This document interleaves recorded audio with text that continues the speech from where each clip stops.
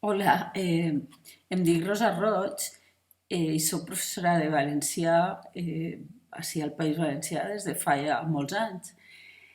També des de fa molts anys use en les meves classes la pàgina i tota la informació i totes les ferramentes que apareixen a la pàgina de música de poetes i és d'això que m'han convidat a comentar amb vosaltres una ferramenta en la qual s'uniren dos parts que per a mi són indestriables, com és la música i la lletra en aquest cas dels poemes. No? Sempre que comencem a treballar la literatura i sobretot la poesia en les classes, li explique al meu alumnat com intente sempre fer el joc de sorprendre'ls, no?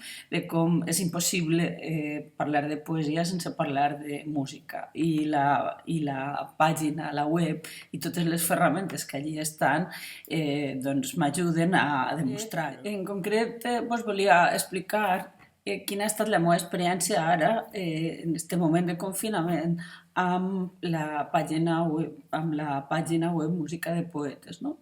He plantejat al meu alumne de quart de l'ESO que entraren a buscar música i poesia d'algunes autores i autors. Han usat, per tant, la web com a font de documentació, després han triat les estrofes que més els agradaven i hem acabat fent una gravació amb una lectura amb les seues veus dels fragments que més els han impactat. I ja està, després ho hem muntat i és un vídeo col·lectiu. I finalment també he usat música de poetes amb l'alumnat de primer de batxillerat. En aquest cas el que els havia plantejat era que treballàrem el sonet i també hem usat música de poetes com una font de documentació, d'inspiració. Han triat, han llegit i han creat el seu propi sonet.